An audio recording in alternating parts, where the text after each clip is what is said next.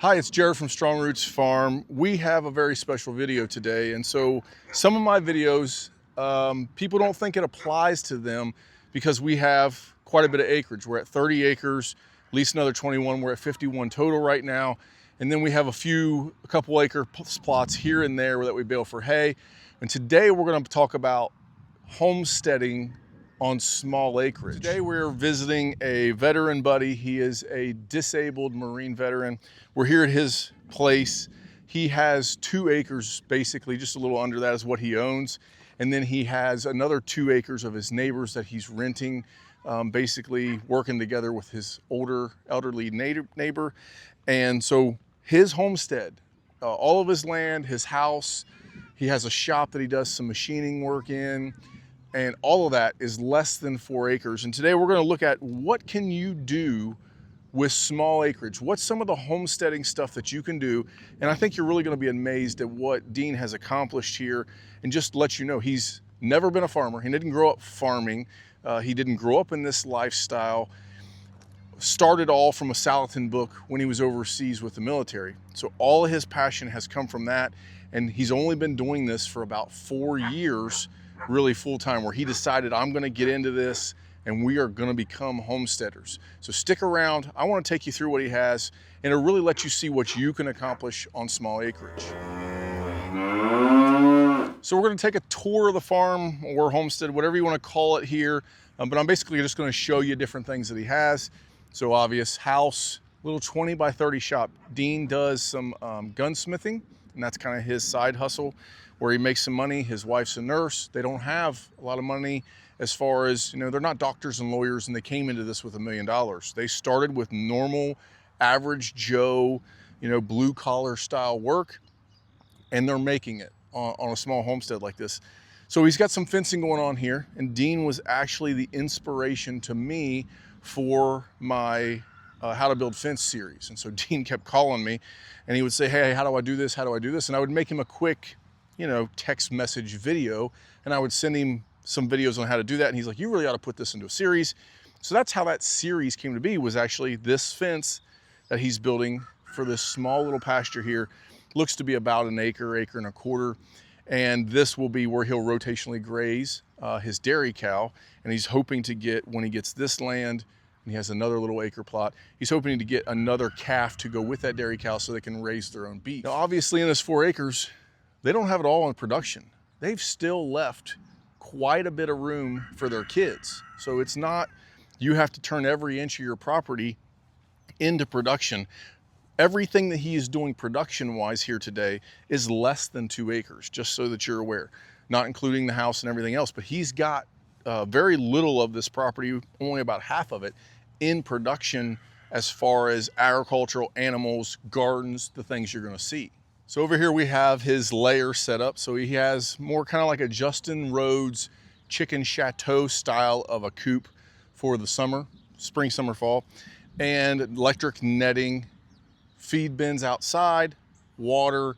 They're collecting all their eggs. There's 30 layers in here, he says, and they're collecting all their eggs. They will rotationally graze them throughout. They're not doing daily moves, obviously. I would say he's probably moving once a week here. We're going through, very simple, right? So some premier netting. He's got it hooked into his electric fence. Chicken chateau built, obviously. He's just built this out of scrap stuff, and he did buy, it looks like a nice nest box there, fancy nest box, but you could build all that for fairly cheap. And then he's using a higher poly braid wire here, a thicker braid wire than we use at our farm, but this is what he's using as his run for his dairy cow, Janet, back out there. And then you'll see he's got some Soskovich meat bird pins and some Salatin, so he's trying both. We'll see which one he thinks is the best. What you doing?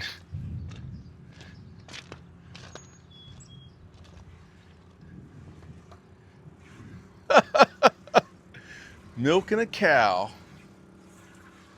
Get it. You look a little wet. Yeah.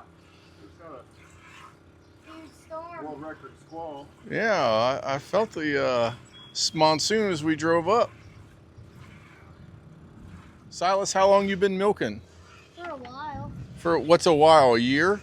No. You only had her for a couple months, right? Let's say a month or Well, don't quit. You can't quit because you're talking. You can milk and talk. You got to keep working, dude. I've been doing this like every morning. It's a month and a half now. Every morning and every night. Yeah. All right. How much milk are you getting every day? So at peak, her peak through lactation was about last month, and I was getting about 6.5 gallons a day. We're down to about 5.5 now. 5.5 gallons a day. And then how much grain are you feeding her? Because she's getting pasture, and then you have hay in the barn, it looks like, and she's getting grain just when she milks. Yep. Yeah, we give her, so the rule of thumb is 3 pounds per gallon, and you kind of work it from there. And so it seemed like she was still really thinning out, and so we gave her some black oil sunflower seed for a while, and then on top of that, the grain, or the hay that you see in there is chaff hay, which is a fermented alfalfa, and it seems to help her with high protein. Nice. So you brood all of your baby chicks in here. Wow, it's quite a bit warmer in here, isn't it? So it's the deep kind of bedding that we do. Uh-huh. It creates quite a bit of heat. So Yeah. in the springtime, there's no big problems. I just got to raise up my waterer, but the one over there seems to work. But, Yeah. Yeah, so I have this accordion style divider here. Yeah. that I can have 2 separate batches. Nice. That was the original intent. So these bowl waters, Not good. they're junk. Yeah, we've tried different ones and we don't like those. The nipple waters, I found some nipple waters that I do like that I've started using, but we've really went to back from automatic watering like that back to the canisters.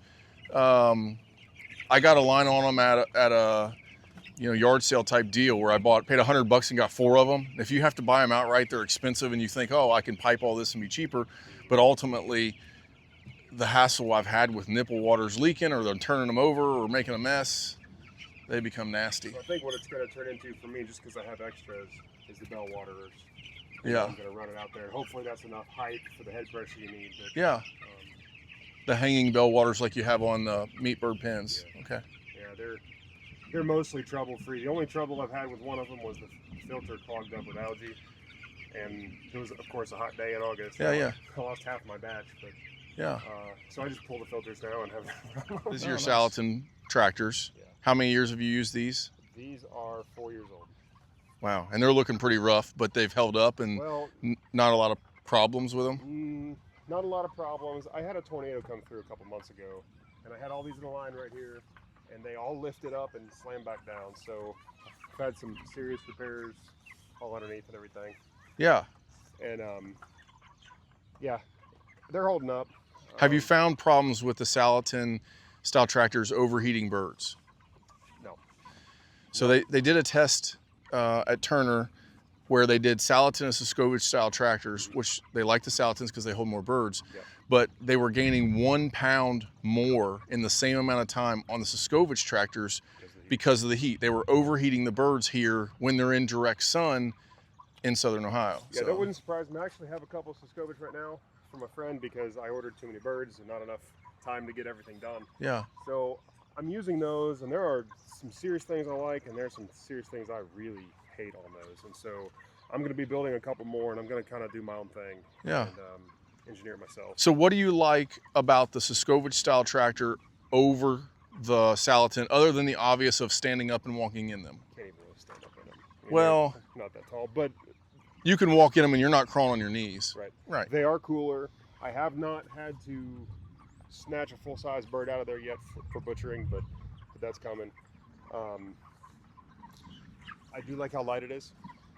I don't think it's going to last as long as one of these because obviously it's all tarps and zip ties, but we'll see on that part. I'm going to do some things, like I said, on my own, and maybe I'll send you some photos of what I did. But, Yeah. they are lighter. The doors it drives me insane because the chickens try to run out. And so for something like this, it's easy. You just can do whatever you got to do. So you could build a 2-piece door where the bottom of the door, the bottom 2 foot didn't open, and you could That's step exactly over right. that. Yep, that's exactly right. Yeah. Yep. Or just not even have the door in that bottom 2 feet. Just open the top door, and then you're always stepping over. Leave that salad if you want to. Okay. One of the things on the Salatin that I never did was his caddy thing, whatever. Cart, yeah. Cart. So I've got. So, because you don't have the cart, you're using. I'm using these chick lifts. Do you like those? I do. I'm gonna alter them some more as well. I don't think they lift high enough for me if your walls are bowing and. Correct. Or if you're on uneven ground like this. Yeah, right. So the thought would be, I have two different options I'm gonna do. I may end up doing a staircase, kind of like a step system down there. So the higher that you pull, the higher it'll go, and you can still lift it up when you're done. Or have one on each corner. Or you could have a plate here that is easily adjustable with some pins and a couple screws or something. Yeah. And just have a couple different set holes that, as you slide it down, you slide pins through it. We'll see. I don't have a lot of time right now, but yeah, for sure be an off-season project. I mean, you're still producing good meat and good birds. It's just figuring out what the best way is, and you definitely don't want to buy a $40,000, 20 by 30 huge thing that some of these guys are using. This is a homestead first and foremost. It's not a production place. I am doing 600 birds. This will be my second year doing 600 birds, but that's not production. That's right. So we're at the Siskovich tractors here. So let's talk size. What is the size difference square footage wise of these versus the Salatin? Sure. These are 6 by 10, and they're supposed to only hold up to 35 or 40 birds. I actually have more right now because I'm still waiting on trying to build another coop. I just split out a couple. I think there's 20 over there to spread them out, but they have a couple more weeks before they're like so big they're not gonna you can have more birds in them, and as long as you have some place to put them when they need the space. Yeah, so we're gonna get another Siskovich from my buddy that let me borrow these, and then I'm gonna be kind of doing a custom Siskovich Harshman version next. Hopefully it'll hold about 50 birds. I would like to have the batch size about 50 because that's what I can tolerate in a handful of hours in the processing shop. So it'd be great to just have an entire Siskovich tractor. I time it out so that they finish there. You pull them out, it's all done. Great. So this is your market garden. All you've run in plastic and drip. Yep. And you black plastic and drip. So did you seed this with a seeder, like a planter, dropping plants in, or did you hand plant all this? Well, so Carl's got a machine where you sit on the back of it and it has the water wheel. Kind of like an old tobacco setter. Yeah, gotcha. Yeah. And so peppers, obviously, we're seeing here. Yep. See some tomatoes and zucchini, cucumber. Yeah, and so you'll rotate different crops in different beds, or? Last year we had all the tomatoes up the hill on the other side of the tree line. Okay. And so this year they're down here. Yeah, we do the rotation. And this is very different than Curtis Stone or JM48. This is really wide between. You got like 4 foot aisleways. Yeah. So the thought was, because the mule hardly ran through the other ones that we had. It's way easier during picking time to have the mule here. Okay. We'll hook up a trailer on the mule side by side. And we'll run it back and forth. And so that's the reason it's so wide. Yeah, and so when you're doing this, you're doing individual stakes. It looks like almost at every tomato. This is what they call a California wrap, I guess, or something. I'm not sure what it's called. But you're not tying them up overhead, obviously, because you don't have an arch. Right. So usually what we do here, it's actually a really handy way. The only tool that I need is a piece of PVC pipe. Yeah. And so the twine stays here, and you just run it through. Yeah. Actually. And these are indeterminate or determinate. So they're going to continue to produce, day after day after day, or they're all going to come ready all at once and then they're done. They keep going, yeah. So indeterminate. Okay. Yeah. And what's that on that far line over there? The watermelon, or? That's cucumbers. Yep. So cucumbers up to here, and then this, I believe, is more peppers back there. Yeah. Okay. All right. Yep. Do you have a sales number? Like, how much are you doing in vegetable sales? If you're renting the shop, but I don't have those numbers right off the top of my head, because currently, right now, we're basically retailing the produce that we have. We have a pretty good relationship with the Mennonites down in the Bainbridge area. Okay, and so we're wholesaling up here until we get this in. And Okay. still, this is still not everything. Right, yeah. You see, we only have a handful of types of Different things here. produce here, so we do the best we can. And then you're wholesaling for Mennonites too on top of it. That's Yes. how you're paying for Yes. the store. Yep. Okay. Yep. So you're not doing all, you're not having to raise everything that you're selling, and then you can provide more different types and varieties to different people. Right. Yeah. Yeah. The return on investment, Carl, my neighbor that owns this and has been doing this for 30 years, he said this is good to have your own stuff, but the profit, the ROI really comes in with reselling because of the time that it takes. Mm-hmm. Me and the boys and a couple others will be here picking all day when you could spend 2.5 hours and go get everything. You know, Yeah. so, Well, and they're using mechanized equipment to pick some of that stuff, and yeah. different life there. Yeah, so we're doing our best. I sell the chicken down here because I have the exemption. Right. And so that's a huge staple here. And then we're also trying to get local people to have their own stuff in the shop as well. That's really the real big thing here. Renting space for other people to sell their Well, stuff. yes, but it's more for the community. I Right. really want to build a community of like-minded people. That's what the world is missing, and that's what America is really missing, especially since after COVID. So Yeah. we're trying to rekindle that, and that's the reason we have the Azure Standard drop here too. And so it's more so about that than me trying to do everything at once, you know. Okay. All right, so we're back up at the house. We're going to take a look here at what Dean calls his chop shop. This is where they butcher all their chickens. So we've got our kill cones. So we did it, you know, I've been here and we've worked together on this before. So you got your kill cones out here. Yep. Your scalder is out here. Your plucker all stays outside. Yep. And then you take your birds and you put them in like an ice bath or a water bath. What were you doing? We had an ice bath last time right It used here. to be that way, and I had a couple people complain about a tough chicken. And so actually at a Rogue Food Conference, I went up to Joel and I said, look, here's my system, here's my setup. Why would it have anything to impact the toughness of the chicken? And he said, you're chilling too fast. Stop. He said, you want to eviscerate hot, and then you want to chill in only well water temperature for a minimum of 20 to 40 minutes before you actually cut them up. So, Okay. well, I said, okay, great. So that saved me on ice because that was really a big killer. Putting a ton of ice in those Yep. days. Yeah. Yep. And so then after that, I put them in freezers and they chill, and it's great. So when you eviscerate, you come in here, you have your evisceration table. Mhm. We eviscerate. Everything was being eviscerated, vacuum sealed, cut up in here. Did you get AC in this yet? So yeah, I have AC in here. It's a touch messy. We clean before and after every time because it's not perfectly rodent proof in here. Yeah. Just got the walls up. I'm planning on doing FRP board on this wall still, Yeah. just because it'll be more beneficial for cleaning up. But yeah, I do have an AC unit. I have a So it's like a standalone unit with just a vent hole that you have to Yes. cut, so you don't have a mini split or anything like right, that. Yeah. right. And then I have insulation in all the walls, and And I you have a have to little do bit in the the roof? ceiling. Still got to do the ceiling, in probably the same OSB. So you eviscerate and do all that, and then you're going in just water, cold water basically, Yep. for 20 minutes, and then are you going to if you're doing whole birds, are you going into ice before you vac seal?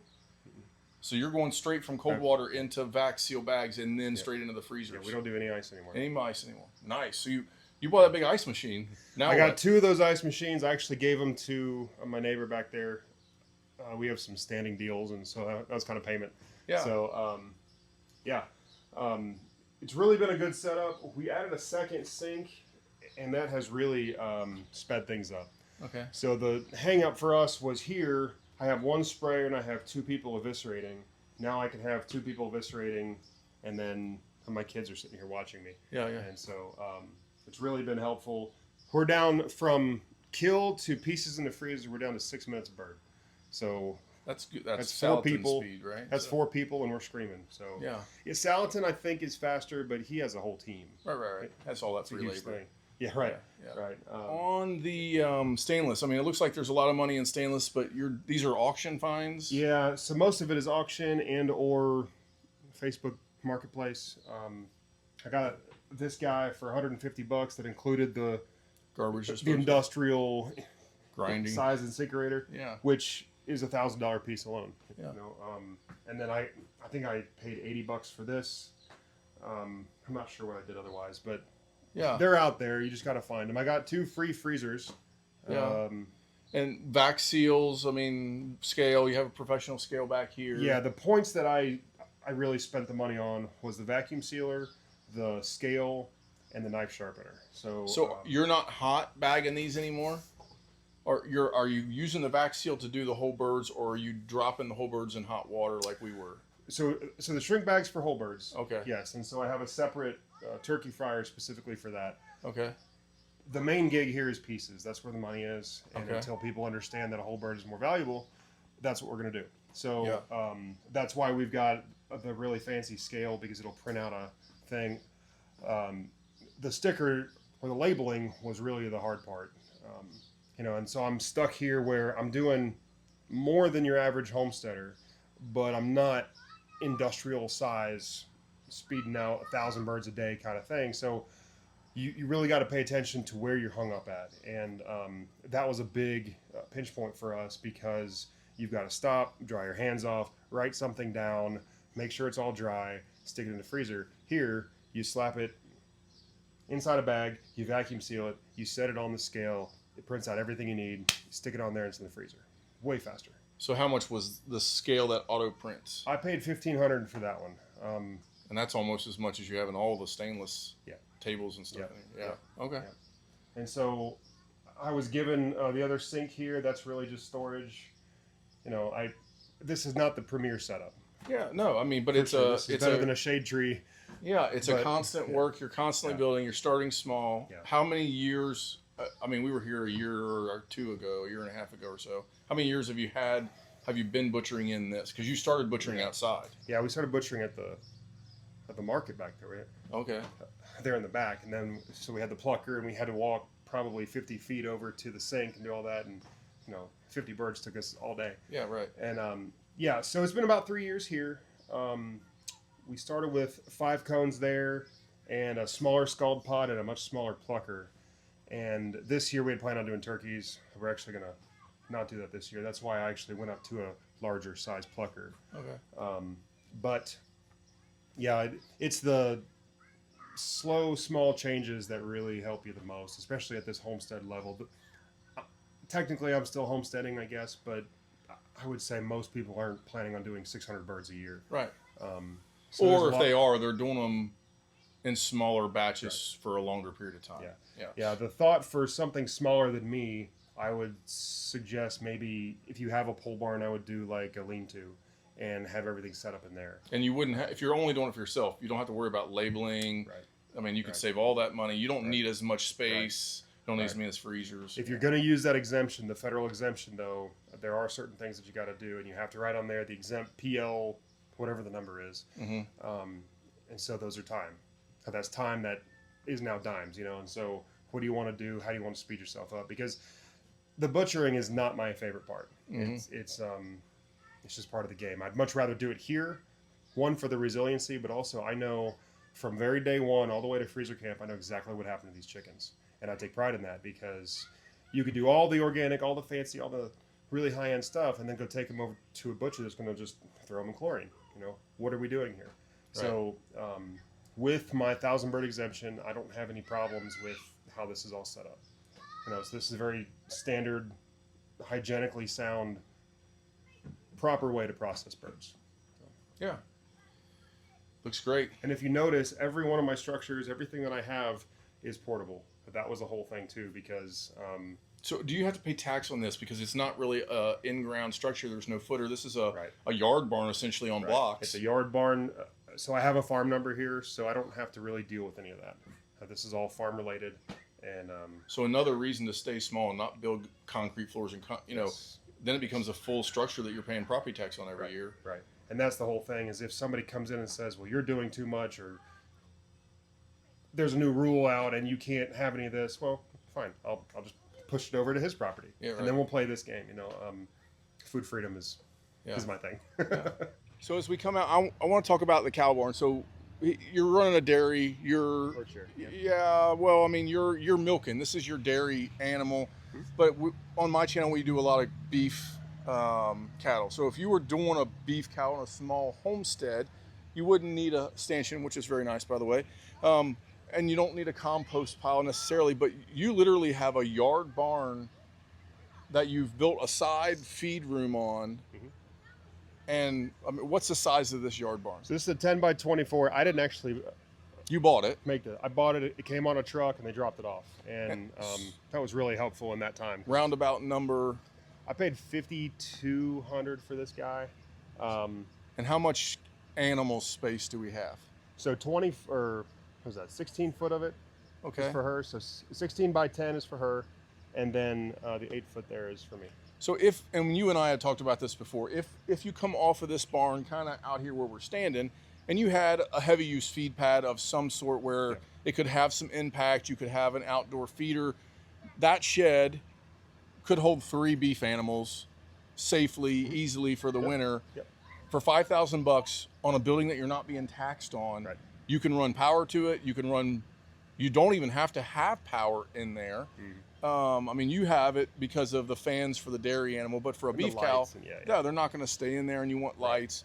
But for us in the winter with just beef, raising your own beef, it's just a place to get them out of the wind. If it gets nasty here, you could move it to another section, you know, borrow a bigger tractor and move it.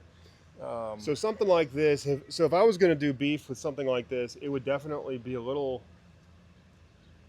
less robust. I wouldn't need the feed room, because honestly, I can only fit about 35 or so bales of hay, square bales of hay. So I'm not sure that would even be valuable for Which more we than tell one cow. people that you shouldn't square bale feed any beef animal. Sure. I mean, not that the hay is bad. It's just so costly. You're not gonna gain anything. I mean, you could to get by the first year, but you're really going to lose all of the benefits by the waste and hay cost because it's so expensive. I gotcha. But you could have an open shed like this, 20 by 20 or a 20 by 50 feed, you know, 12 inches of rock or even 6 inches of just 3 or 4 packed rock, and then set that shed on the edge of it, have your fence set up around it, and bring in round bales and move. You could unroll round bales out in the pasture as you're moving them and just let them come back here at night or during bad weather. Have a couple frost-free hydrants. What do you think about, so instead of that, that's for sure an option. My thought was, and maybe you can shed more light on this, if I do end up having a couple beefers, wouldn't you just want something that you could move around with them in the paddocks or nearby? Is that something you could do? Yeah, that's something you can do, and it's a great idea. I'm showing this a lot in a pasture building video that just came out. There's a huge benefit if you have a good carbon source like wood chips. You have the sawdust that you're using here. There's a huge benefit to being able to store and save that manure until the ground is better, and then using it to build your pastures. So there is a pro of being able to move that shed around and not have to clean it, have an open bottom shed like this that they make, and pull it with a tractor and move it to a different area when it begins to muddy it up and not have to clean. There's a pro there. But there's also a pro of having a shed like this and having a lot that they come into where you can, you know, even if it's... And then sort them and do other things while you're here, for sure. And I've seen houses that, you know, used to have a basketball court, concrete, and you build a shed next to it, and now you've got a feed lot that you can store that manure and your carbon, and you can really change the nutrition of a farm really quick with a manure spreader. But there's pros and cons. And really, if you only have 3, you're raising 3 a year to pay for a barn, to pay for a manure spreader. I don't know that you'd ever do it, or it'd be very a long time, right? You're in it for the long game. But if you could borrow one, if you could do that, if you could have a tractor, borrow the manure spreader, not build a fancy barn, just a lean-to off a barn that's there, have some concrete or thick rock, put down 6 inches of wood chips, that stored manure, composting it down and getting it where you need it is huge for building pastures. So 3 things on that. There are deals all kinds of places if you look. But nothing really beats finding an old farmer and really showing interest. Maybe not just straight up asking them, but they want to pass this stuff down, and they've probably burnt their kids out. That's what happened here, and that's lots of people do that. So they have this whole thing that they want to see be used, Right. And so that's kind of what I kind of inadvertently did. I didn't know that was going to happen, but he's been great on this, and he really loves the fact that we're using this for abundance, and so I've been trying to find a farmer friend. Yeah. Second thing was the wood chips. This would not be nearly as profitable if I had to pay for chips. There are all kinds of ways you can find chips. You sign up on a thing that. Yeah, right. We've talked about it on our channel. It's hard to find them, but once you can find a source. Yeah. Sawmills, though, too. Yeah, right. The sawmill that I go to, he says, I don't even know what to do with these. And I told him, I said, you could make a profit just selling these by the truckload. He's like, I don't want to deal with it. You can just have them. And so, yeah, truly, I can fill my 4-ton dump truck once a month with it, and it's free. And it's a service for him. So there are things out there. We just got to keep talking to people about these things. Yeah. And so that's a huge benefit for me. A lot of people say that you can't have the wood chips in with a dairy cow because it causes mastitis. I've not seen it. These are hardwood chips. They're plainer chips, so they're not like sawdust, but they're not huge either. So maybe those are things that play into that, but I've never had a case of mastitis with her yet. So yeah. And then the third one is having a dump truck or somebody that has a dump truck. Or a dump trailer. Oh my goodness, it is so valuable in being able to move stuff. Yeah, we talked about finding a farmer, and I like to show the pros and cons.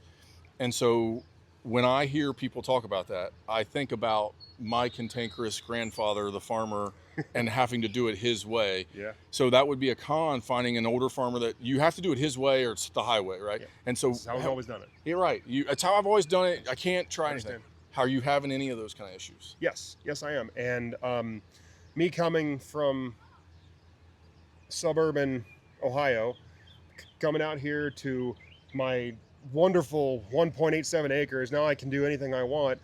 I don't know what the heck I'm doing. Right. And so he's forgotten more than I know. Right. It would be absolutely absurd for me to say, well, I read it on Facebook that you shouldn't really be doing this because it's wrong. Well, cool, but he has been doing it this way for 30, 40, 50 years.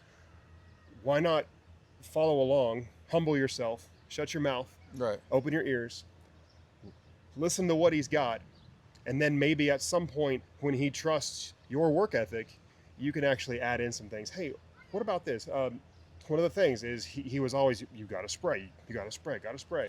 And so he would spray, and we kind of balked at that. We hate spray.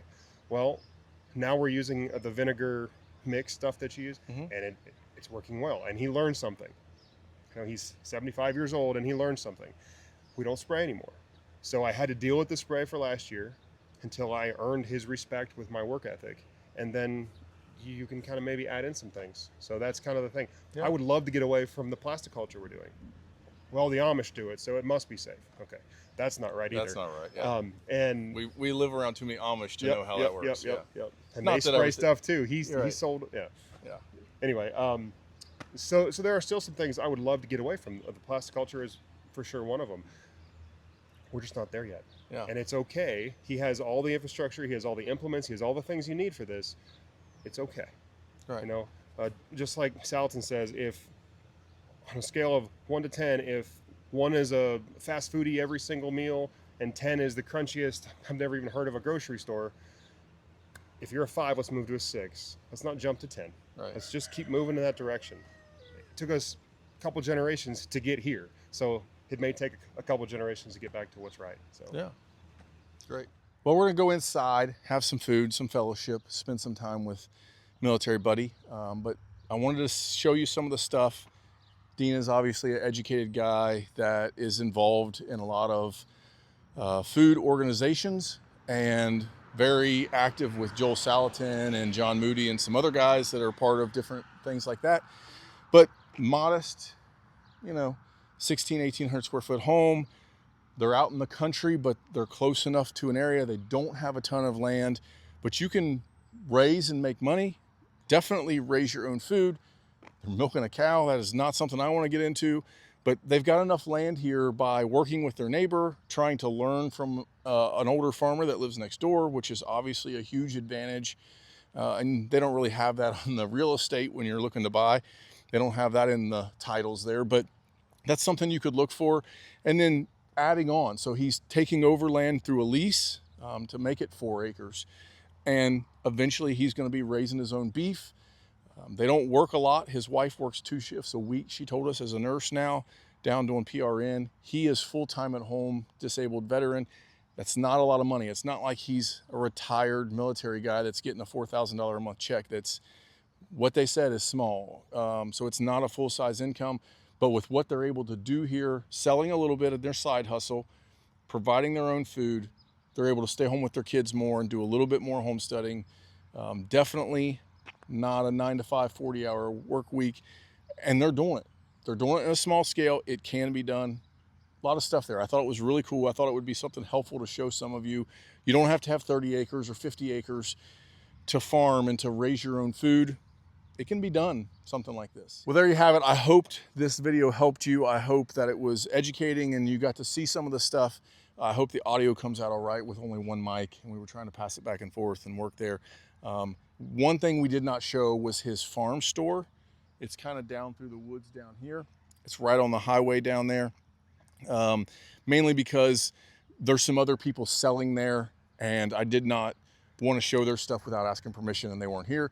So we just didn't show inside the farm store, which is basically an open fronted shed that they have a door that they'll close on, but they open it during the day. They're selling the vegetables that you saw. They're selling this chicken, and then they're leasing out some space there to other people with their jellies and pickles and everything. Everything in there is inspected and labeled, whether it's through an exemption or whatever it would be. So they don't have to have a restaurant license or anything. They're not processing food here, but they're making a profit through it. He told me the lease on that is $4,500 a year. So that's what he's paying to lease that little half acre down there in that little storefront. And they have some high school kids that come and work. They do some stuff on the honor system. And then they, as a family, work down there some. And it's nice that they're there when they're working in their gardens, right there when somebody comes up and wants to buy. But they're literally right on a road here as cars are going by and a highway on the other side. I was really kind of surprised at the road noise and how calm that dairy cow is. I appreciate you watching, sticking with us. It was weird to hold it the whole time. Kind of a different video for us, but I hope it gave you some insight. Please comment down below. Let me know what you think. If you have questions, I can send them on to Dean. If you have questions for me about what you saw and if you would change something, put them down there. I'll answer what I can, and then we will re-video some of this stuff at a later time at our farm. But we're gonna go in, have a good time. Appreciate you. Till next time.